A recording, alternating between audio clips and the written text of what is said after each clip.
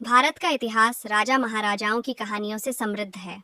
प्राचीन और मध्यकालीन भारत में कई शक्तिशाली राजाओं और उनके साम्राज्यों ने इस भूमि को प्रभावित किया। यहाँ पुराने समय के कुछ प्रमुख राजा महाराजाओं और उनके योगदान का वर्णन है। प्राचीन भारत एंग चंद्रगुप्त मौर्य 321-211 ईसा पूर्व मौर्य साम्राज्य के संस्थापक। चाणक्य कौटिल्य की सहायता से एक विशाल साम्राज्य का निर्माण किया।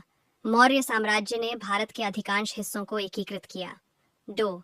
सम्राट अशोक 268 से 232 ईसा पूर्व चंद्रगुप्त मौर्य के पोते।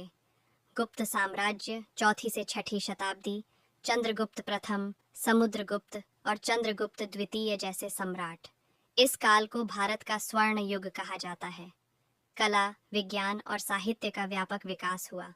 मध्यकालीन भारत एक पृथ्वीराज चौहान 12वीं शताब्दी चौहान वंश के राजा। तराइन के युद्ध में मोहम्मद गौरी से भिड़े। उनकी वीरता और प्रेम कहानी संयोगिता के साथ प्रसिद्ध है। दूसरा राजा भोज 11वीं शताब्दी परमार वंश के राजा। वे एक विद्वान और कला संरक्षक के रूप में प्रसिद्ध थे। भोजशाला और अन्य स्थापत्य कृतियां उनकी विरासत हैं।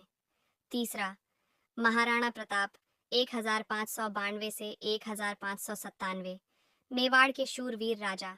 अकबर के खिलाफ हल्दी घाटी के युद्ध में संघर्ष किया। उनके घोड़े चेतक की वीरता के किस्से भी प्रसिद्ध हैं।